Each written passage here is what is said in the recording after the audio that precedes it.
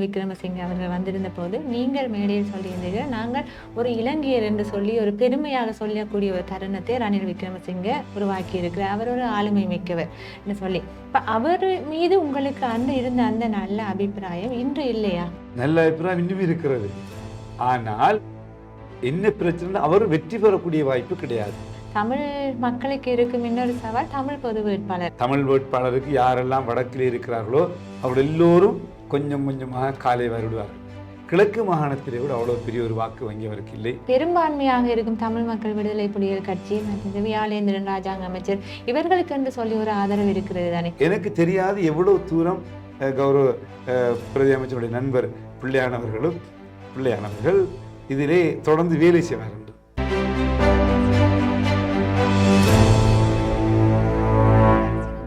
அரசியலின் மறுபக்கம் நிகழ்ச்சி பார்வையாளர்களுக்கு வணக்கம். இலங்கையில் ஜனாதிபதி தேர்தல் நிலைமை பரபரப்பாக இயங்கிக் கொண்டிருக்கிறது. உலக நாடுகள் கூட இலங்கையின் ஜனாதிபதி தேர்தல் தொடர்பாக தங்களுடைய கவனத்தை செலுத்திக் கொண்டிருக்கிறது. காரணம், இலங்கை வரலாற்றில் என்றும் இல்லாதவாறு அதிகமான ஜனாதிபதி வேட்பாளர்கள் இந்த முறை ஜனாதிபதி தேர்தலில் நிற்கிறார்கள். இருந்தாலும் ஒரு முத்தரப்பு போட்டி தான் நிலவுகின்றது என்று சொல்லலாம். இந்த வகையில் நாங்கள் பார்க்கலாம், கிழக்கு மாகாணத்திலிருந்து ராஜாங்க அமைச்சர்கள், நாடாளுமன்ற உறுப்பினர்கள் என்று சொல்லி பல்வேறுபட்ட தரப்பினர்கள் தாங்கள் ஒவ்வொருவருக்கும் ஆதரவளித்துக் கொண்டிருக்கிறார்கள். தாங்கள் விரும்பிய வேட்பாளருக்கு கோரிக்கைகள் நிமித்தமோ அல்லது நிபந்தனைகளை முன்வைத்தோ தங்களுடைய ஆதரவை வழங்கி கொண்டிருக்கிறார்கள். அந்த வகையில் நாங்கள் இன்று நிகழ்ச்சியில் கலந்துரையாடலுக்காக அழைத்திருக்கிறோம் முன்னாள் கிழக்கு மாகாண ஆளுநரும் முன்னாள் அமைச்சரும் ஸ்ரீலங்கா முஸ்லீம் காங்கிரசின் பிரதி தலைவருமான ஹிஸ்புல்லா அவர்களை நாங்கள் நிகழ்ச்சியில் அழைந்திருக்கிறோம். கலந்துரையாடலுக்காக நாங்கள் அவரை நிகழ்ச்சியில் இணைத்துக் கொள்ளலாம். வணக்கம். நீங்கள் சஜித் பிரேமதாசருக்கு உங்களுடைய அந்த பூரண ஆதரவை தெரிவித்திருக்கிறீர்கள். தற்பொழுது அவருடைய அந்த தேர்தல் பிரச்சாரங்களை முன்னெடுத்து வருகிறீர்கள் இல்லையா? இந்த ஹிஸ்புல்லா சஜித் பிரேமதாசவை ஆதரிப்பதற்கான காரணம் என்ன? முதல் கனி வாராணசி நடந்திருக்கின்றேன். குறிப்பாக இந்த தேர்தலிலே நாங்கள் வெற்றி பெறக்கூடிய ஒரு வேட்பாளரை ஆதரிக்க வேண்டும். இரண்டாவது, இந்த கடந்த காலங்களில் ஏற்பட்டிருக்கின்ற பிரச்சனைகளுக்கு மத்தியிலே பொருளாதார ரீதியான பாதிப்பு அல்லது சாதாரணமான இந்த IMF உடன்படிக்கையின் பின்னால் மேற்கொள்ளப்பட்ட வரி விதிப்புகள் காரணமாக நடுத்தர அல்லது கீழ்த்தர வகுப்பைச் சேர்ந்தவர்கள் லட்சக்கணக்கான குடும்பங்கள் பாதிக்கப்பட்டிருக்கிறார்கள். குறிப்பாக ஒரு விடயத்தை சொன்னால், இலங்கை மின்சார சபைக்கு மின்சாரம் கட்டணத்தை செலுத்தவில்லை என்பதற்காக கடந்த 2 வருடங்களுக்குள் 20 லட்சம் வீடுகளுக்கு மின்சாரம் துண்டிக்கப்பட்டிருக்கிறது.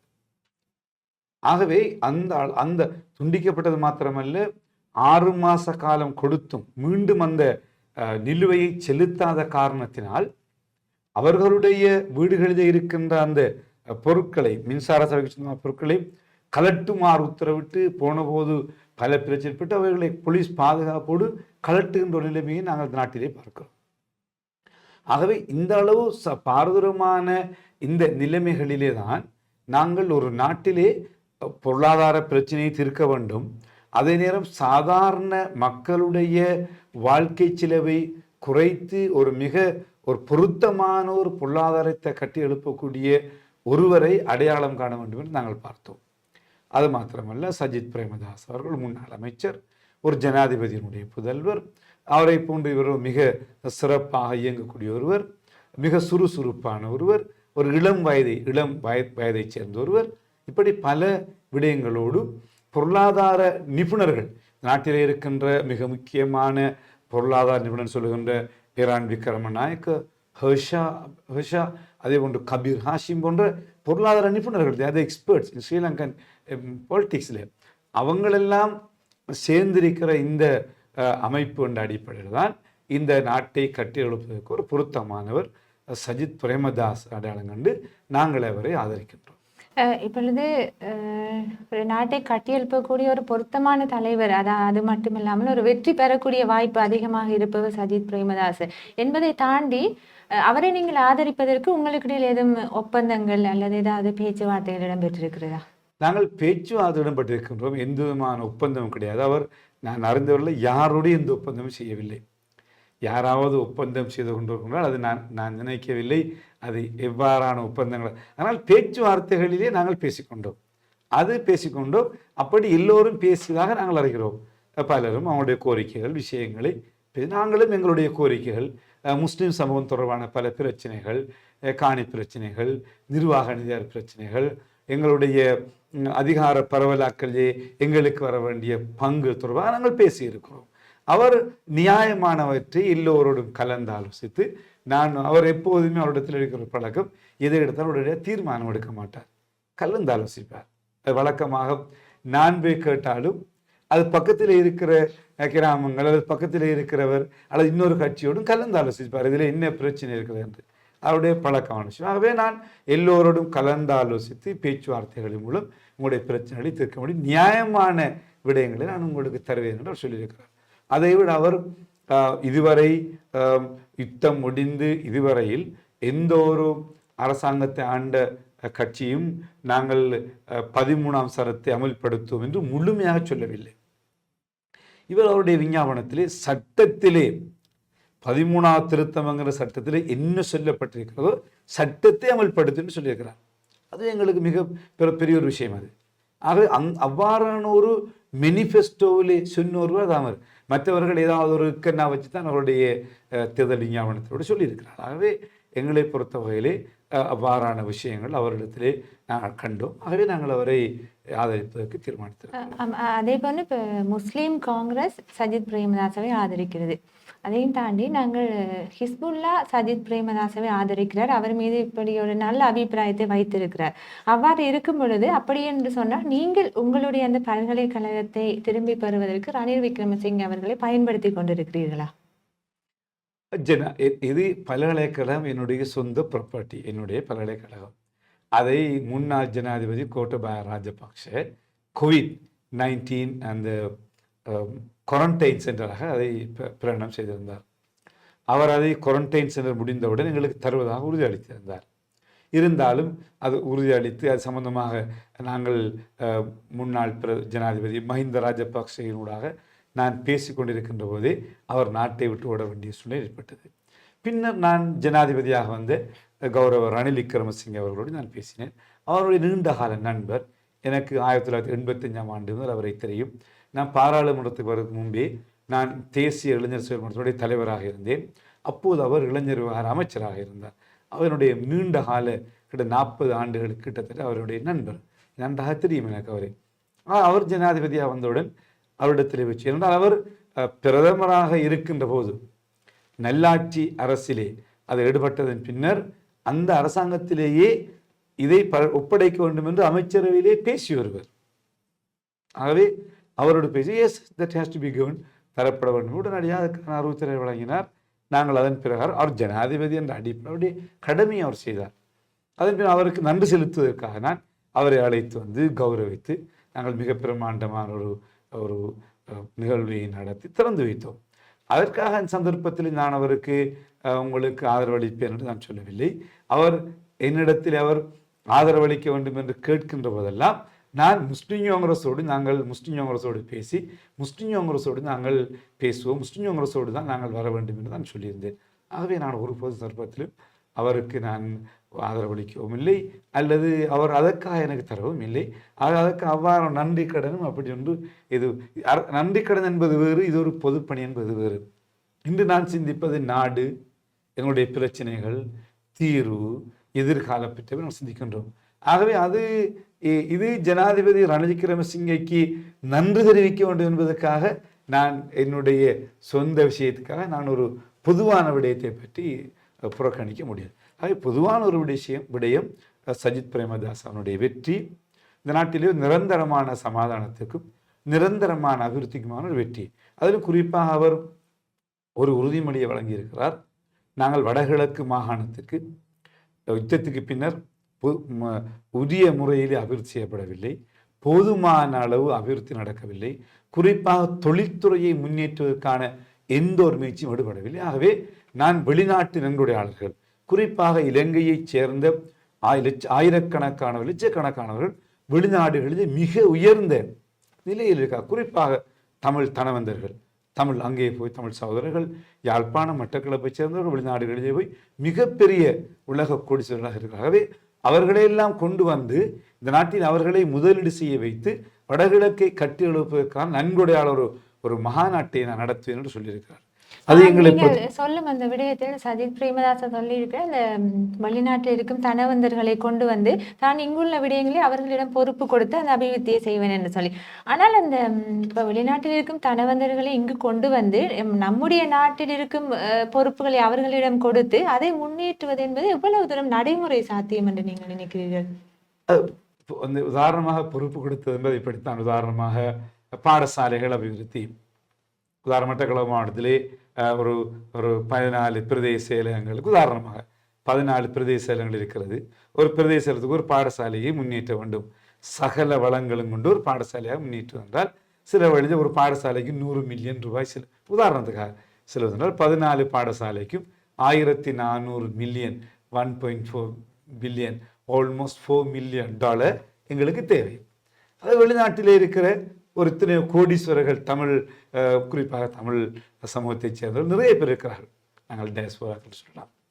அவ்வாறான அவர் அழைத்து எங்களுடைய ஜனாதிபதியான சஜித் பிரேமதாச அழைத்து அவர்களோடு கலந்துரையாடி உங்களுக்கான சூழ்நிலைகளை உருவாக்கி இருக்கிறோம், அதிகார பரவலாக்க நாங்கள் வழங்குகிறோம், இனங்களுக்கு இடையிலே ஒரு ஒற்றுமையை நாங்கள் வளர்க்கின்றோம், போதுமான அளவு சமாதானத்தை இந்த நாட்டில் இருக்கிறோம். ஆகவே நீங்கள் வந்து ஒரு தனவந்தர் இந்த மட்டக்களப்பில் இருக்கிற 100 பாடசாலை 14 பாடசாலைகளுக்கு ஒரு $4 மில்லியன் நத்திங் ஃபார் தேம் நீங்கள் இன்வெஸ்ட் பண்ணுங்க என்றால் இன்வெஸ்ட் பண்ணுவார்கள். இப்படி அவர் அதைத்தான் பொறுப்பு கொடுத்து சொல்லி அதை கொண்டு தேவையான அளவு அதிகார ரீதியில் அவர்கள் சம்பந்தப்படுகின்ற போது அல்லது இலங்கையில் இருக்கின்ற வளங்களை ஒரு நிறுவனம் நம்ம யூகேயில் இருக்கிற, கனடாவில் இருக்கிற, நோர்வேயில் இருக்கிற ஒரு நிறுவனம், ஓகே எங்களுடைய சமூகத்தைச் சேர்ந்த எங்களுடைய மாகாணத்தைச் சேர்ந்தவர்கள் ஒருவர் நாங்கள் ஓகே ரயில்லையே நாங்கள் அபிவிருத்தி செய்ய போகிறோம், ஓகே நாங்கள் அந்த ரயிலை அவரிடத்தில் கொடுத்து ஒரு முகாமைத்துவத்தினூடாக நாங்கள் இந்த ரயிலை அபிவிருத்தி செய்ய முடியும். அவர்களும் பங்களிப்பு செய்து அவர்களுடைய பங்களிப்போடு வியாபார நோக்கத்தோடு செய்ய முடியும். ஆகவே அது என்னை பொறுத்த வகையிலே அது எந்த பிரச்சனையும் கிடையாது. நாங்கள் அவர்களோடு திட்டமிட்டு அவர்கள் விரும்புகின்ற சுகாதாரத்துறை, எஸ்பெஷலி இந்த டூரிசம், ஃபிஷரிஸ், கடல் வளம், இப்படி ஏனென்றால் மாலைதீவினுடைய மிகப்பெரிய வருமானம் டூரிசமும் கடலும் தான். ஒரு எந்த வருமானமும் கிடையாது மாலத்தீவிலே. ஒரு வளர்ச்சி அடைந்த நாடு, மிக பொருளாதாரத்திலே இருக்கின்ற சக்தி மிக்க நாடாக இருக்கின்ற மால்டீவ் இருக்கின்ற ஒரே ஒரு வளம் கடல், அடுத்து 2வது டூரிசம். இது ரெண்டுமே எங்களிடத்தில் இருக்குது. கிழக்கு மாகாணத்திலே, வடக்கு மாகாணத்தில் இருக்கிறது, கடல் இருக்கிறது, நீர்வளம் இருக்கிறது, மீன்பிடி இருக்கிறது. ஆக குறைந்தது எங்களுக்கு ஒழுங்கான ஒரு துறைமுகம் கூட கிடையாது வடகிழக்கிலே. சின்ன சின்ன ஜெட்டி இருக்கிற ஒரு ப்ராப்பர் ஒழுங்கான ஒரு துறைமுகம் ஹாபோட ஃபிஷர்ஸ் ஹாபோட வடகிழக்கிலே கிடையாது. ஆகவே நாங்கள் வடகிழக்கிலே மீன்பிடித்துறையை முன்னேற்றுவதனூடாக, வடகிழக்கிலே இருக்கிற டூரிசத்தை முன்னேற்றுவதனூடாக, பாசுகுடாவில் இருக்கிற ஹோட்டல்களை தவிர பெரிய எந்த அளவு ஒன்றில்லை. ஆகவே நாங்கள் அவற்றை செய்வதற்கு அந்த நன்கொடையாளோட உதவியை பெற்றுக்கொள்ள முடியும். இவ்வளவு திட்டங்கள் சஜித் பிரேமதாஸ் அவர்கள் வைத்திருந்தும் கூட பொதுவாக அவர் மீது முன்வைக்கப்படும் குற்றச்சாட்டு, இவ்வளவு திட்டங்கள் இருந்தும் அவரே நாடு வங்குரோத்து நிலையில் இருக்கும் பொழுது பொறுப்பெடுக்க வரவில்லை என்பது ஒரு குற்றச்சாட்டு அவர் மீது முன்வைக்கப்படும். அதையும் தாண்டி உங்களுடைய அந்த பல்கலைக்கழகம் உங்களிடம் மீள ஒப்படைக்கப்பட்ட சமயத்தில் ரணில் விக்ரமசிங்கே அவர்கள் வந்திருந்த போது நீங்கள் மேடையில் சொல்லியிருந்தீர்கள், நாங்கள் ஒரு இலங்கையர் என்று சொல்லி ஒரு பெருமையாக சொல்லக்கூடிய ஒரு தருணத்தை ரணில் விக்ரமசிங்கே உருவாக்கி இருக்கிறார். அவர் ஒரு ஆளுமை மிக்கவர் என்று சொல்லி, இப்ப அவர் மீது உங்களுக்கு இருந்த அந்த நல்ல அபிப்பிராயம் இன்று இல்லையா? நல்ல அபிப்பிராயம் இன்னும் இருக்கிறது. ஆனால் என்ன பிரச்சனை, அவர் வெற்றி பெறக்கூடிய வாய்ப்பு கிடையாது. ஏனென்றால் அவரை சிங்கள என்றால் இது ஜனாதிபதி தேர்தல், தமிழ் முஸ்லிம் மக்களுடைய வாக்கள் மிக குறுகிய வாக்கள் தான். தென் மாகாணத்தில் அதிகமான வாக்கள் இருக்கிறது. சிங்கள மக்கள் மத்தியிலே அவர் ஒரு பாப்புலாரிட்டி இல்லை. அதான் உள்ள பிரச்சனை. நாங்கள் அவரை ஆதரிப்பதா, சஜித்தை ஆதரிப்பதற்கு ஒரு வார காலம் நாங்கள் ஒரு ஆய்வை செய்தோம் தென் மாகாணத்திலே, நாடு முழுவதும் இருக்கிற எங்களுடைய தொண்டர்களை கொண்டு. அந்த ஆய்வுகளின் அடிப்படையிலே தென் மாகாணத்தை பொறுத்தவரையிலே கௌரவ ஜனாதிபதி ரணில் விக்ரமசிங்கே அவர்கள் தொடர்பான ஒரு நல்ல அபிப்பிராயம் அந்த பகுதிகளிலே இல்லை. காரணம், அங்கிருக்கின்ற வாழ்க்கை செலவு அதிகரித்ததன் காரணமாக, உதாரணமாக 500 கட்டின எலக்ட்ரிசிட்டி பில் இன்றைக்கு 5000 ரூபா மாறி இருக்கிறது. 100 ரூபா தண்ணீர் பில் மாறி இருக்கிறது. ஒரு எல்லாமே 2-3 மடங்கு அதிகரித்திருக்கிறது. ஆனால் குறிப்பாக தென் பகுதிகளிலே வாழுகிற சாதாரணமான மக்கள் அவர்கள் கூலி தொழிலாளிகள். அவர்களுடைய வாழ்க்கை அதில் தான் போகிறது. அவர்களால் இன்று ஏற்பட்டிருக்கின்ற வரி, வாழ்க்கை சுமை அல்லது அதிகரித்த பொருட்களுடைய விலை, கேஸ் எல்லாமே 1000 ரூபா வித்த கேஸ் 5000 ரூபா அரசாங்கம் கூட்டியது. 4000 ரூபாய் அரசாங்கத்துக்கு வருமானம் கிடைத்தது. இது அரசாங்கத்துக்கு வருமானம். அந்த 4000 ரூபாயை கொடுத்த சாதாரண மக்கள் மிக துன்பப்பட்டார்கள், மிக கஷ்டப்பட்டார்கள். அந்த மக்கள் அவர்கள் அந்த பகுதிகளிலே ஜனாதிபதி ரணில் விக்ரமசிங்க தொடர்பாக நாங்கள் பார்த்தது அவர்கள் மீது ஆதரவு. இப்போ கூட நாங்கள் கடந்த சில நாட்களாக பார்க்கின்ற போது கூட அவருக்கு இருந்த ஆதரவு மிகச் சரிந்திருக்கிறது தென் மாகாணத்திலே. குறிப்பாக நான் அவருடைய உத்தியோகபூர்வ ஊடகங்களில் கூட நான் நேற்று கடந்த ஒரு வாரத்துக்கு பார்த்தேன். ஜனாதிபதி ரணில் விக்ரமசிங்க அவருடைய 30 கூட்டங்களை தென் மாகாணத்தில் ரத்து செய்திருக்கிறார். இடத்துல செய்திருக்கிறது 30 கூட்டங்களை, சிங்கள பகுதிகளில் இருந்த 30 கூட்டங்களை ரத்து செய்திருக்கிறார். ஏன்னா கூட்டங்களுக்கு சனம் போவதில்லை. இப்பொழுது கூட்டங்களை எல்லாம் மண்டபத்துக்குள்ளே வைக்க சொல்லியிருக்கிறார். ஜனாதிபதி தேர்தல் இது. ஆகவே இந்த நாங்கள் வாக்களிக்கின்ற ஒரு வேட்பாளர் வெற்றி பெற வேண்டும். நாங்கள் எதிர்வருகின்ற 5 ஆண்டு எதிர்க்கட்சியில் இருக்க முடியாது, எங்களுக்கு அப்படி இருக்க முடியாது. ஆகவே நாங்கள் அந்த மக்களுடைய எங்களுடைய வெற்றியை பார்த்து அதே நேரம் என்னுடைய பிரத்திற்குரியவர்களிடத்தில் தான் நாங்கள் போகணும். தவிர தனிப்பட்ட முறையிலே எனக்கு அவர் கௌரவம் இருக்கிறது, என்னுடைய நல்ல நண்பர் எனக்கு பல்கலைக்கழகம் தந்தார் என்பதெல்லாம் வேறு பிரச்சனை. அதை வைத்துக்கொண்டு நாங்கள் உங்களுடைய மக்களை ஒரு தோல்வி அடைகின்ற ஒருவரோடு கொண்டு செல்ல முடியாது. நீங்கள் இப்போ சஜித் பிரேமதாசவை ஆதரிப்பதற்கான காரணத்தை அந்த தெளிவுபடுத்தலை இப்போது வழங்கியிருந்தீர்கள். உங்களுக்கு காத்தான்குடியை பொறுத்தவரையில் உங்களுடைய வாக்கு வங்கி அங்கு இருக்கிறது. உங்களுக்கு காத்தான்குடிய மக்கள் ஆதரவு, அது அமோகமான ஒரு ஆதரவு இருக்கிறது. இவ்வாறான ஒரு நிலையில் நாங்கள் இப்பொழுது பார்க்கலாம். இப்பொழுது கள நிலவரப்படி இந்த விடயம்தான், அதாவது ரணில் விக்ரமசிங்கவிடம் இருந்து நீங்கள் பல்கலைக்கழகத்தை பெற்றுக்கொண்டு சஜித் பிரேமதாசவை ஆதரிக்கிறீர்கள் என்ற விடயம் உங்களுக்கு காத்தான்குடியில் ஒரு சரிவை ஏற்படுத்தும் என்று நினைக்கிறீங்களா?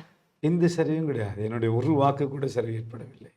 எல்லோருமே என்னுடைய தான் இருக்கிறார்கள். எல்லாரும் உங்களுடைய, ஏனென்றால் உங்களுடைய கூட்டம் நடைபெற இருக்குது என்று நினைக்கிறேன். 15ஆம் தேதி சஜித் பிரேமதாஸ் வருகிறார் காத்தாங்குடிக்கு. அதே ஒன்று பேட்டிகுலோ கல்லடிக்கு வருகிறார். அது ஒன்று ஓட்டமாடிக்கு வருகிறார். நாளை எங்களுடைய கட்சி தலைவர் ப்ரோஃப் ஹக்கீம் அவர்களும் மற்றும் எம்பிமாரும் நாளை ஒரு கூட்டம் நடைபெற இருக்கிறது. பிரச்சார பணியில் போய்கொண்டிருக்கிறது. என்னை பொறுத்தவரையிலே ஒரு சரிவும் ஏற்படவில்லை. அதே மாதிரி எங்கள் சஜித் பிரேமதாசவை ஆதரிப்பதில் சொல்லியிருந்தீர்கள் ஸ்ரீலங்கா முஸ்லீம் காங்கிரஸின் முடிவு, அதாவது கட்சி சார்ந்து நாங்கள் அந்த முடிவை எடுப்போம் என்று சொல்லி. இப்பொழுது இந்த ஸ்ரீலங்கா முஸ்லீம் காங்கிரஸிற்குள் பார்த்தோம்னு சொன்னால் அதிலும் தலைவருடைய முடிவை தாண்டி அதற்குள் இருப்பவர்கள் தங்களுடைய சுய முடிவுகளை எடுக்கும் ஒரு நிலை இருக்கிறது. 20க்கு வாக்களித்தது முதல் கொண்டு இப்பொழுது ரணில் விக்ரமசிங்கவை ஆதரிப்பது வரை இருக்கிறது. அந்த பிரச்சனை இருந்து கொண்டிருக்கு. அதே மாதிரி தலைவர் ரவுஃப் ஹக்கீம் அவர்களுக்கும் உங்களுக்கும் இடையில் இருக்கும் அந்த உறவு கூட கடந்த காலங்களில் ஒரு முரண்பாடான ஒரு நிலை இருந்தது இல்லையா? இப்பொழுது நீங்கள் 2 பேரும் இணைந்து சஜித் பிரேமதாசவை ஆதரிக்கிறீர்கள். இப்ப இந்த நிலையை மக்கள் எவ்வாறு பார்ப்பார்கள் என்று நினைக்கிறீர்கள்? குறிப்பாக மக்களை பொறுத்த வகையிலே என்னை பற்றி ஒரு தனிப்பட்ட பார்வை இருக்கிறது, கட்சியை பற்றி ஒரு பார்வையும் இருக்கிறது. ஆகவே கட்சியின் நான் கட்சியோடு இணைந்து இப்பொழுது செயற்படுகிறேன். ஆகவே என்னுடைய மக்கள் நான் கட்சியில் இணைந்து கொண்டதை 100% வரவேற்கிறார்கள். நான் கட்சியில் இணைவதற்கு முன்பும் என்னுடைய மக்களோடு என்னுடைய பிரதிகளோடு கலந்துரையாடியதன் பின்னர் தான் அந்த தீர்மானத்தையும் எடுத்தேன். ஆகவே என்னுடைய தீர்மானம் கட்சியினுடைய தீர்மானமும் என்பது தலைவருடைய தனிப்பட்ட தீர்மானம் அல்ல. கட்சியாக எடுத்த முடிவு தலைவரும் சேர்ந்து எடுத்த முடியும், அவ்வளவுதான். ஆகவே தலைவர் எடுத்த முடிவோடு நாங்கள் போவது என்பதல்ல. தலைமைத்துவம் கட்சியினுடைய எல்லா உறுப்பினருடன் கலந்துரையாடி நாங்கள் தீர்மானத்தை எடுத்திருக்கிறோம். ஆகவே அதன் மூலமாக எங்களுக்கு எந்த பாதிப்பும் கிடையாது. அதே போன்று இந்த 20க்கு வாக்களிக்கும் பொழுது கூட இப்ப கட்சியின் முடிவை தாண்டி அவர்கள் அதற்கு எதிராக வாக்களித்தார்கள் என்ற விடயத்தில் கட்சி அவர்களை மன்னித்திருந்தது. ஸ்ரீலங்கா முஸ்லீம் காங்கிரஸ் அவர்களுக்கு மன்னிப்பை வழங்கியிருந்தார்கள் என்று சொல்லி அறிவிக்கப்பட்டது. அவ்வாறான நிலையில் இப்பொழுதும் கட்சியை தாண்டி ரணில் விக்ரமசிங்கவை ஆதரிப்பவர்களை மீண்டும் கட்சி இணைத்துக் கொள்ளுமா ஸ்ரீலங்கா முஸ்லீம் காங்கிரஸ்? அவர்களுக்கு ஒரு மன்னிப்பை வழங்கி அல்ல ஒரு சந்தர்ப்பத்தை வழங்குமா? ஒரு கட்சி என்பது எப்பொழுதுமே நாங்கள் வாக்கு வங்கியை நோக்கி செல்கின்ற ஒரு விஷயம். நாங்கள் சின்ன சின்ன பிரச்சனைகள் அல்லது சின்ன சின்ன பிரச்சனைகளுக்கெல்லாம் எம்பிமாரை விலக்கி விட்டால் கட்சி நடத்த முடியாது. அதற்காக எல்லோரையும் உள்வாங்குவதும் இல்லை. சில சகோதரர்கள் அவருடைய நடவடிக்கைகள், அவருடைய செயற்பாடுகள், அவர்கள் எங்களை கட்சியை விட்டு வெளியேறது பின்னர் நடந்த நடவடிக்கைகளை தான் கட்சி தீர்மானம் எடுக்கும். ஆகவே அந்த அடிப்படையிலே இப்பொழுது எல்லோருமே கட்சியுடன் இருக்கிறார்கள். எங்களுடைய கௌரவ அலி ஜாஹிர் மௌலானா அவர்கள் மாத்திரம்தான் கட்சியை விட்டு வெளியேறி அந்த தீர்மானத்தை எடுத்திருக்கின்றார். ஆகவே பாராளுமன்றத்தில் வருகின்ற போது அவரும் கட்சியுடன் இணைந்து செயற்பட வேண்டும் என்று விரும்பி ஒரு வேண்டுகோளை விடுத்தால் அது தொடர்பிலே கட்சி ஆராயும். அதில் எந்த விதமான என்னை பொறுத்தவரையில் சில நாங்கள் ஆராய்ந்து முடிவெடுப்போம். இப்பொழுது இந்த ஜனாதிபதி தேர்தலை பொறுத்தவரையில் மட்டக்களப்பு மாவட்ட முஸ்லீம்கள் இதில் நாங்கள் இந்த பக்கம் பார்த்தோம்னு சொன்னால் காத்தான்குடி, அது உங்களுடைய வாக்கு வங்கி. அதற்கு எதிர்பக்கம் பார்த்தோம்னு சொன்னால் ஏறாவூர் அலி ஜாஹிர் மௌலானா அவர்களுடைய வாக்கு வங்கி. இவ்வாறான ஒரு நிலையில் இந்த முஸ்லீம் மக்களுடைய பெரும்பான்மையான வாக்கு யாருக்கு போகும் என்று உங்களுடைய கணிப்பு? முஸ்லீம்களுடைய வாக்குகளிலே கிட்டத்தட்ட 80-90 வாக்கள் 85-90 வாக்கள் போகும் சஜித் பிரேமதாஸ். ஏனென்றால் காத்தாங்குடி ஓட்டமாவடி வாழச்சேனிமேல் அப்படின்னு சொல்ற கல்குடா தொகுதியில் இருக்கிற முஸ்லீம்கள் அங்கு இருக்கின்ற கட்சி 2 கட்சிகள் தான். உதாரணத்துக்கு என்னையும் சேர்த்து கொண்டால் முஸ்லீம் காங்கிரஸும் மக்கள் காங்கிரஸும் ரிஷாட் மினிஸ்டர் கட்சி தான் இருக்கிறது. அந்த 2 கட்சியுமே சஜித் பிரேமதாஸ் ஆதரிக்கிறார்கள். வேறு எந்த ஒரு கட்சியும் அங்கே கிடையாது. ஆகவே இது 2 கட்சி ஆதரிப்பதால் அங்குள்ள 100 விதமான வாக்குகளை நாங்கள் பெறுவோம். சில வழிகளில் ஒரு 2-3% அங்கே இருந்தாலும் போகக்கூடும். காத்தாங்குடி பிரதேசத்தில் இருக்கின்றதான் அதிகமான வாக்குகள். அங்கேயும் இருக்கின்ற ஸ்ரீலங்கா முஸ்லீம் காங்கிரஸ் மிக அது நான் சேர்ந்தது பின்னர் கிட்டத்தட்ட 85% வாக்குகள். அதுக்கு அப்பால் இருக்கிறது மக்கள் காங்கிரஸ் ஷார்ட் மிக குறைவான வாக்குகள். இன்னொரு கட்சி இருக்கிறது, நல்லாட்சிக்கான தேசிய ஒரு கட்சி ஒன்று இருக்கிறது. அந்த கட்சியும் இப்பொழுது 3 பேருமே நாங்கள் சஜித் பிரேமதாஸ் ஆதரிக்கின்றோம். ஆகவே இந்த 3 கட்சிகளும் சஜித் பிரேமதாஸை ஆதரிக்கின்ற சூழ்நிலையில் கல்குடா தொகுதியில் இருக்கின்ற கட்சிகளும் சஜித் பிரேமதாஸ் 2 ஊர்களுடைய மொத்த வாக்குகளும் கிட்டத்தட்ட 75-80% வாக்குகள். மொத்தமாக அந்த வாக்குகள் சஜித் பிரேமதாசாவுக்கு போகும். அதற்கு அப்பால் ஏறாவூரில் இருக்கிற வாக்குகள், ஏறாவூரில் எனக்கென்று சொந்தமான வாக்கு 5000 வாக்கு இருக்குது. என்னுடைய பர்சனல் ஓட். கடந்த பாராளுமன்ற தேர்தலில் எனக்கு 5000 பேர் வாக்களித்தார்கள். என்னிடத்தில் நான் 3 வட்டாரத்தை வந்து என்னிடத்தில் 3 மெம்பர்ஸ் இருக்கிறார்கள். அவர்களே அந்த 3 வட்டாரத்தை சேர்ந்த மக்கள் வாக்களித்தார்கள். என்னுடைய 5000 வாக்கு வாக்கு அப்படியே இருக்கிறது. ஸ்ரீலங்கா முஸ்லீம் காங்கிரஸ் கிட்டத்தட்ட 10,000 பேர் அங்கே இருக்கிறார்கள். அவருடைய போராளிகள் கட்சியினுடைய அவர்கள் இப்பொழுது எங்களோடு இருக்கிறார்கள். ஆகவே அதற்கு அப்பால் இருக்கின்ற ஒரு 15,000க்கு உட்பட்ட வாக்குகளைத்தான் எங்களுடைய மதிப்புக்குரிய அமைச்சர் அலி ஜாஹிர் மௌலானா அவர்களும் கௌரவ தற்போதைய ஆளுநர் மதிப்புக்குரிய நசீர் ஹாஃபிஸ் அவர்களும் பெறுவார்கள். ஆகவே இவர்கள் இருவர் பெறுகின்ற அதே வாக்குகளை ஒரு 15,000 வாக்குகளுக்கு அப்பால் மேக்சிமம் தான் அது போக முடியாது. அதே அளவான வாக்குகளை அல்லது அதைவிடக்கூட வாக்குகளை நாங்கள் ஏறாவூரிலே பெற்றுக்கொள்ள முடியும். ஆகவே கிட்டத்தட்ட ஒட்டுமொத்த முஸ்லீம் வாக்குகளிலே 85-90% வாக்குகளை நாங்கள் சஜித் பிரேமதாஸை பெற்றுக்கொள்ள முடியும். இப்பொழுது சஜித் பிரேமதாசவை பொறுத்தவரையில் நாங்கள் பார்த்தால் அவரோடு பெரும்பான்மையாக நிற்பது முஸ்லீம் சமூகம் சார்ந்தவர்கள் அவரோடு நிற்கிறார்கள். இந்த விதத்தில் நாங்கள் பார்த்தோம்னு சொன்னால் நாங்கள் பார்க்கலாம், இந்த ரிஷாட் பதியுதீன் இருக்கிறார் தானே, அவர் கூட இந்த மேடை பேச்சுகளில் சொல்வார் ரணில் விக்ரமசிங்கவை அவர் ஆதரிக்காததுக்கு ஒரு காரணமாக சொல்வார் அவரோடு இருப்பவர்கள் ஊழல்வாதிகள், அதாவது அவரோடு இருப்பவர்கள் மேடையில் இருப்பவர்கள் ஊழல்வாதிகள் என்று சொல்லி. அப்படி பார்த்தால் சஜித் பிரேமதாசவோடு இருப்பவர்கள் கூட முஸ்லீம் சமூகத்திற்கு எதிரான அந்த வன்முறைகளை காக்கி கொண்டிருந்தவர்களை நாங்கள் சொல்ல. உதாரணமாக பாட்டாளி சம்பிக்க அவர்களே சொல்லலாம். அவர் வந்து முஸ்லீம் சமூகத்திற்கு எதிராக அவர் பேசாத பேச்சுகளே இல்லை என்று சொல்லலாம். இப்போ அவர் கூட சஜித் பிரேமதாசவுடைய மேடையில் இருக்கிறார்கள் தானே. அப்படி இருக்கும்போது அதை நீங்கள் எவ்வாறு பார்க்கிறீர்கள்? நான் ஒரு அரசியல் கட்சி என்பது முஸ்லீம்களுக்கு எதிரானவர்கள் அல்லது தமிழ் மக்களுக்கு எதிரானவர்கள் என்றெல்லாம் பார்த்து போக முடியாது. இலங்கையில் எந்த ஒரு கட்சியும் கிடையாது. ஜேபி எடுத்தால் மிக மோசமானவர்கள், தீவிரவாதிகள், இன்ன குரதங்களை வளர்க்க இருக்கிறார்கள். ரணில் விக்ரமசிங்கோடு இருக்கிறார்கள், சஜித் பிரேமதாசோடு இருக்கிறார்கள். அப்படி திலீப் ஜாவீர, விமல் வீரவன் சௌத்ரி எல்லோரும் இருக்கிறார்கள். ஆகவே இலங்கையினுடைய அரசியலை பொறுத்த வகையிலே நாங்கள் இப்படி பிரித்து பார்க்க முடியாது. அது மாத்திரமல்ல, அந்த நீங்கள் சொன்னதை போல முஸ்லிம்கள் மாத்திரம் சஜித் பிரேமதாஸ் அதிகமாக இருக்கவில்லை. இன்று வடகிழக்கிலே இருக்க தமிழ் மக்கள் மிக அதிகமானவர்கள் வாக்களிக்க போகிறார்கள் சஜித் பிரேமதாசாவுக்கு தான். இலங்கை தமிழரசு கட்சியினுடைய தீர்மானத்தின் பின்னர் எங்களுடைய அறிக்கைகளின்படி இதுகளின்படி குறிப்பாக வடக்கு மாகாணத்திலும் வடக்கு அதிகமான மக்கள் அவர்கள் இந்த தமிழரசு கட்சியினுடைய அபிப்பிராயத்தின்படி அவர்களுடைய ஆலோசனையின் பிரகாரம் சஜித் பிரேமதாசாவுக்கு வாக்களிக்க இருக்கிறார்கள். நேற்று முன்தினம் இடம்பெற்ற அந்த தபால் மூல வாக்குகள் பற்றி தொடர்பான அபிப்பிராயங்கள் எங்களுடைய போலிங் ஏஜென்ட்ஸ் கூட நாங்கள் எடுத்தபோது கூட தமிழ் பிரதேசங்களில் அதிகமானவர்கள், மிக அதிகமானவர்கள் சஜித் பிரேமதாசாவுக்கு தான் வாக்களித்திருக்கிறார்கள்.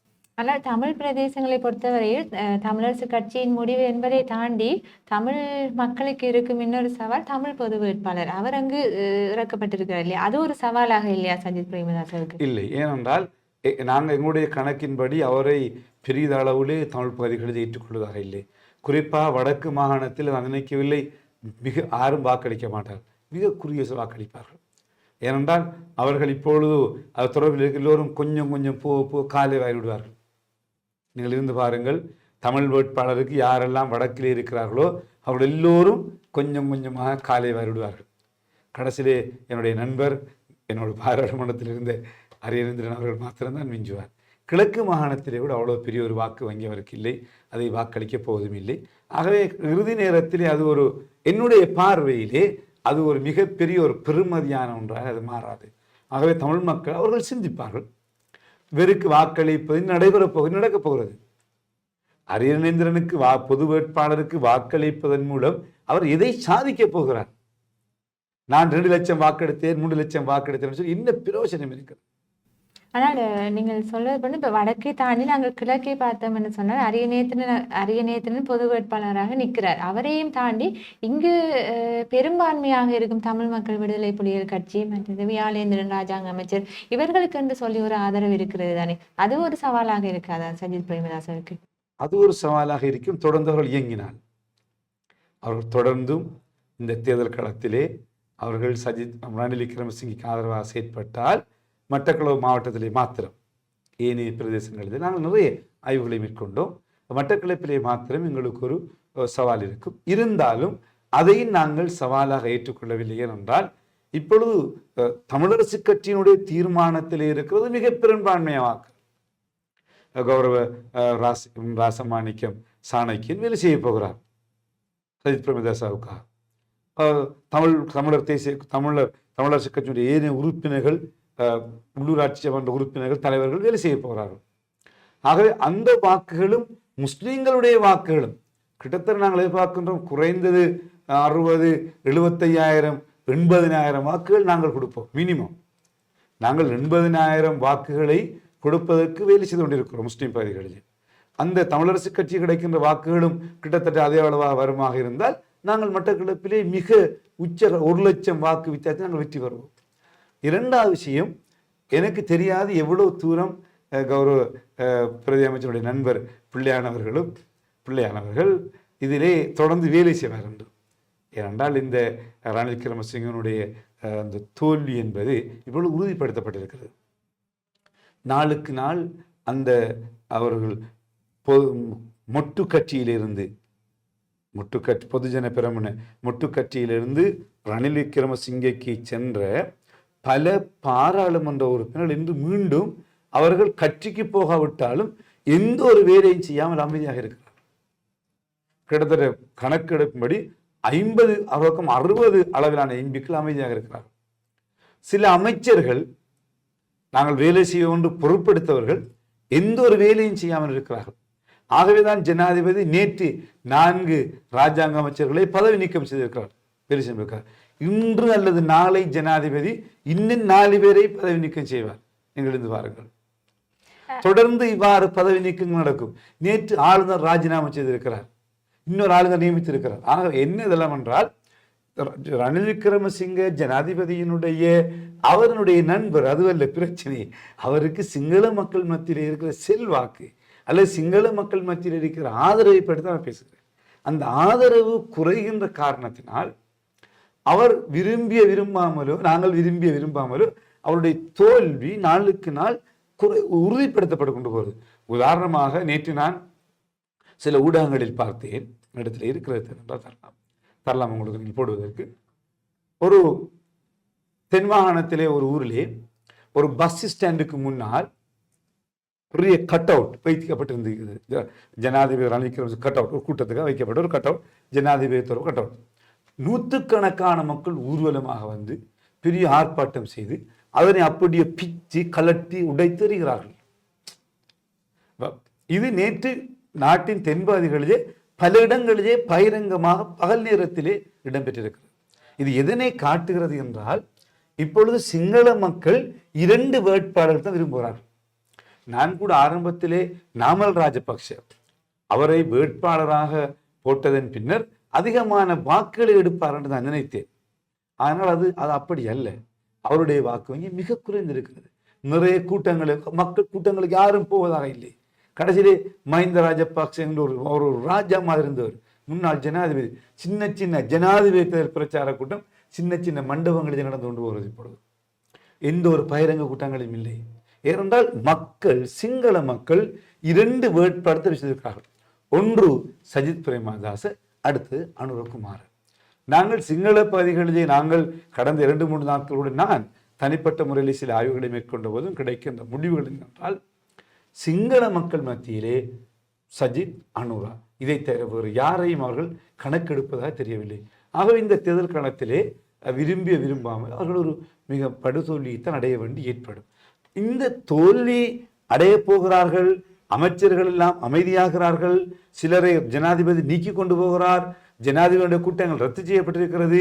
ஜனாதிபதி ரணில் விக்ரமசிங்க வடகிழக்கிலே மாத்திரம் தன்னுடைய கம்பெயினை கட்டுப்படுத்தி இருக்கிறார். வெளியிலே செல்வாக்கில்லை என்ற நிலைமை தெரிந்து தோல்வி அடைய போகிறார் என்று தெரிஞ்சு கொண்டால் நான் நினைக்கவில்லை பிள்ளையார் அவருக்கு தொடர்ந்து ஆதரிப்பார் என்று, வியாழேந்திரன் கௌரவ எம்பி அவர்கள் ஆதரிப்பார் நினைக்கவில்லை. அவர்களெல்லாம் ஒதுங்கி கொள்வார்கள். என்னுடைய பார்வையை அவர்கள் ஒதுங்குவார்கள். நாங்கள் ராஜாங்க அமைச்சர் சிவனேஸ்வர சந்திரகாந்தன் நடத்திய இந்த கடந்த மாதங்களில் ஒரு பிரச்சார கூட்டத்தை நடத்தியிருந்தார்கள் ரணில் விக்ரமசிங்க அவர்களுக்கு. அந்த கூட்டத்தில் தமிழ் மக்கள் விடுதலை புலிகள் கட்சியின் பொதுச் செயலாளர் பிரசாந்தன் ஒரு விடயத்தை சொல்லியிருந்தார். அதாவது கிழக்கில் இருக்கும் முஸ்லீம் சமூகத்தினர், சகோதர சமூகத்தினர் அவர்கள் சஜித் பிரேமதாச வென்றால் கிழக்கிற்கு ஒரு முஸ்லீம் ஒருவரை ஆளுநராக நியமிப்பார் என்ற வாக்குறுதியை பெற்றுக்கொண்டு ஆதரவளிக்கிறார்கள் என்று சொல்லியிருந்தார். அவருடைய அந்த கருத்திற்கு நீங்கள் வழங்கும் பதில் என்ன? அதை நாங்கள் ஏற்றுக்கொள்ளவில்லை. 2 பிரச்சனை. முதலாவது, அப்படி அவர் பேசக்கூடாது. ஒரு இன ரீதியாக பேசக்கூடாது. கிழக்கு மாகாண ஆளுநராக தமிழர் வரலாம், சிங்களர் வர முடியும் என்றால் முஸ்லீம் வர முடியாது. சுதந்திரம் கிடைச்ச தொடக்கம் நான் வார வரையிலும் இந்த கிழக்கு மாகாணம் உண்டானதிலிருந்து நான் ஆளுநராக போகின்ற வரையும் சிங்களர் இருந்தார்கள். எந்த ஒரு தமிழனோ முஸ்லீமோ இருக்கவில்லை. வெறும் சிங்களவர்களே ஆண்டார்கள். ஆக முதல் தடையாக நான் ஒரு முஸ்லீம் போனேன், ஒரு தமிழ் பேசும் மகன் போனேன். இந்த மாகாணத்தில் இருக்கிற தமிழ் பேசும் மக்கள் எல்லோரும் கூடுதலாக தமிழ் பேசுகிறவர் தங்களுடைய பிரச்சனைகளை பேசி மிக அதிகமான பிரச்சனைகளை நான் தீர்த்து வைத்தேன். அதே போன்று இன்னும் ஒரு தமிழ் ஆளுநர் முஸ்லீம்களுடைய பிரச்சனை தீர்த்துக் கொள்ளார்கள். ஆகவே ஒரு முஸ்லீம் மகன் வரக்கூடாது, அனுமதிக்க மாட்டோம் என்று சொல்வது முதலாவது பிரச்சனை. 2வது பிரச்சனை, அதுவும் தமிழ் மக்கள் விடுதலை புலிகளுடைய கட்சியிலே இருந்துதான் நாங்கள் ஆளுநராக வர வேண்டுமே தவிர வேறு எந்த தமிழரும் வர முடியாது என்று சொல்லுகின்ற உரிமை அவருக்கு கிடையாது. ஆகவே இது 2ஐயும் நான் வரவேற்கவில்லை, ஏற்றுக்கொள்ளவில்லை. குறிப்பாக நாங்கள் ஜனாதிபதியோ சஜித் பிரேமதாசாவோடு ஆளுநர் தொடர்பாக பேசவே கிடையவில்லை. நாங்கள் வேறு பல அதிகாரங்கள், வேறு விஷயங்களை பற்றி நாங்கள் பேசியிருக்கிறோமே தவிர பாராளுமன்றத்தை தொடர்பாக நாங்கள் ஒருபோதும் ஆளுநருடைய எங்களை பற்றி பேசவில்லை. அதே போன்று ஜனாதிபதியாக சஜித் பிரேமதாஸ் அவர்கள் வந்தார்கள் என்று சொன்னால் வெற்றி பெற்று இந்த முஸ்லீம் சமூகத்திற்கு எதிராக நடந்த ஒரு பாரிய ஒரு துயரமான சம்பவமாக நாங்கள் இந்த ஜனாசா எரிப்பை சொல்லலாம். அதில் ஈடுபட்டவர்களுக்கு அவர் உங்களுக்கு வாங்கி தரும் அந்த நீதி என்ன என்று நீங்கள் நினைக்கிறீர்கள்? அவர் எங்களுக்கு உறுதிமொழி வழங்கி இருக்கிறார். உடனடியாக ஒரு ஆணைக்குழு பாராளுமன்ற தெரிவுக்குழு நியமிக்கப்பட்டு யாரெல்லாம் சம்பந்தப்பட்டவர்கள் இருந்தார்களோ அவ்வளோ பேருக்கு உரிய முறைப்படி தண்டனை வழங்கப்பட்டு அதேபோன்று இந்த பாதிக்கப்பட்ட மக்களுக்கு உரிய நிவாரணத்தையும் வழங்கி நீதியை நிலைநாட்ட உறுதிமொழி வழங்கியிருக்கிறார். அதை பகிரங்கமாக மேடைகளில் அவர் சொல்லி வருகிறார். அதை பல மேடைகளில் சொல்லியிருக்கிறார். நான் அட்டாளச்சேனை மேடையில் இருந்தபோதும் எனக்கு முன்னாலும் அதை அவர் சொன்னார். இப்பொழுது நாங்கள் கிழக்கு மாகாணத்தை பற்றி பேசலாம். கிழக்கு மாகாணத்தின் முன்னாள் ஆளுநராக நீங்கள் இருந்தீர்கள். இப்பொழுது ஒரு தமிழர் இருக்கிறார், செந்தில் தொண்டமான். இப்பொழுது கிழக்கு மாகாணத்தின் நிலையை நீங்கள் எவ்வாறு பார்க்கிறீர்கள்? கிழக்கு மாகாணத்தினுடைய பொருளாதார நிலைமைகளிலே அரசியல் நிலை அபிவிருத்தி, கௌரவ ஆளுநர் அவர்களும் தன்னால் முடிந்த அளவு அதிகமான பணிகளை செய்து கொண்டிருக்கின்றார். இருந்தால் நாட்டினுடைய நிதி வளங்களிலே உங்களுக்கு தெரியும், அரசாங்கத்திலே ஜனாதிபதி வரிகளை எடுத்து எம்பிமாருக்குத்தான் இப்பொழுதும் 300 மில்லியன் 400 மில்லியன் என்று ஒருத்தருக்கும் ஒதுக்கி இருக்கிறார் நிதி ஒதுக்கீடுகளை. அதை தவிர மாகாணங்களுக்கு எந்த பெரிய நிதியும் ஒதுக்கீடு செய்யப்படவில்லை. ஆகவே கௌரவ ஆளுநர் அவர்களால் பெரிய அளவு அபிவிருத்தி பணிகளை தொடரவிட்டாலும் நிர்வாக ரீதியான பண பணிகளை செய்திருக்கிறார். வெற்றிடங்களை நிரப்புவது, அதை ஒன்று பிரச்சனைகளுக்கு தீர்வு காண்பது போன்ற பல விடயங்களில் அவர் கவனம் செலுத்துகிறார். நாங்களும் தொடர்பு கொள்கின்ற போது எல்லோரும் யார் தொடர்பு கொண்டாலும் அதற்கு முடியுமான வரையில் அவர் நடவடிக்கைகள் எடுத்து வருகிறார். ஆகவே கிழக்கு மாகாணத்தை பொறுத்த வகையிலே நாங்கள் என்னை பொறுத்தனா திருப்தி அடைகின்றேன். அவருடைய ஆளுநர் விவகாரத்தில் ஆளுநராக இருந்தும் தன்னுடைய பணிகளை செய்து கொண்டிருக்கிறார். இறுதியாக நாங்கள் நேரத்தை கருத்தில் கொண்டு நீங்கள் சஜித் பிரேமதாச ஜனாதிபதியாக வந்தால், அவர் வென்ற பிறகு அவர் மூலமாக நீங்கள் மட்டக்களப்பு மாவட்ட முஸ்லிம் சமூகத்திற்கு என்ன செய்வீர்கள் என்ற ஒரு வாக்குறுதியை வழங்குவீர்கள்? குறிப்பாக முஸ்லிம் சமூகத்துக்கு மாத்திரமல்ல, நான் எப்போது மாவட்ட அபிவிருத்தி குழு தலைவராக மாவட்டத்தில் இருந்தபோதுதான் மட்டக்களப்பு அதிகமான பணிகளை செய்திருக்கிறேன். மாவட்டம் தொடர்பான நடவடிக்கைகளை மேற்கொண்டிருக்கின்றேன். அதிகமான வீடுகளை நாங்கள் செய்தோம். அந்த பணிகளை தொடர்ந்து செய்வேன். குறிப்பாக முஸ்லிம் சமூகத்துக்கு இருக்கின்ற பல்வேறுபட்ட பிரச்சனைகள், கடந்த 5 ஆண்டுகளாக எந்த ஒரு அபிவிருத்தியும் இடம்பெறவில்லை. அங்கு ஒரு எம்பி இருக்கவில்லை. இருந்த எம்பியும் அவர் கட்சி மாறி பல பிரச்சனைகள், நீதிமன்றம், கொரோனா என்று எதையுமே செய்யவில்லை. ஆகவே நிறைய தேவைகள் இருக்கிறது. அந்த அபிவிருத்தி பணிகளை நாங்கள் மேற்கொள்வோம். அதே போல நாங்கள் இறுதியாக ஒரு கேள்வி, மட்டக்களப்பு மாவட்டத்தில் இருக்கும் சஜித் பிரேமதாச அவர்களின் அமைப்பாளர் ஒரு கருத்தை சொல்லியிருந்தார். சஜித் பிரேமதாச வந்தால் கிழக்கு மாகாணத்திற்கு ஒரு அமைச்சு பதவி கிடைக்கும் என்று சொல்லி, அந்த விடயம் தொடர்பாக உங்களுக்கு ஏதேனும் தகவல்கள் தெரியுமா, அல்லது உங்களோட அவ்வாறான ஏதாவது பேசப்பட்டதா? எங்களோடு அந்த எப்படியும் அது எதுவும் பேசப்படவில்லை. நாங்கள் அமைச்சு பதவிகளை பற்றியோ ராஜாங்க அமைச்சு பதவிகளை பற்றியோ எதுவும் நாங்கள் பேசவும் இல்லை. அவர் எங்களுக்கு அது எதுவும் சொல்லவும் இல்லை. இனி அவர்களுக்கு அவர் சொல்லியிருக்கலாம், எங்களுக்கு தெரியாததை பற்றி. இந்த எங்களுடைய அழைப்பை ஏற்று உங்களுடைய வேலைப்பளுவுக்கு மத்தியில் நிகழ்ச்சியில் வந்து கலந்து கொண்டு உங்களுடைய கருத்துக்களை தெரிவித்திருந்தீர்கள். நன்றி. இவ்வாறான சந்தர்ப்பத்தை வழங்கியமைக்காக மின்னல் 24 ப்ரோக்ராமுக்கும் அதனுடைய டிரெக்டர்ஸ் எல்லோருக்கும் என்னுடைய நன்றிகளை நான் தெரிவித்துக் கொள்கின்றேன். நன்றி. மீண்டும் மற்றொரு அரசியலின் மறுபக்கம் நிகழ்ச்சியில் சந்திக்கலாம். அதுவரை நன்றி, வணக்கம்.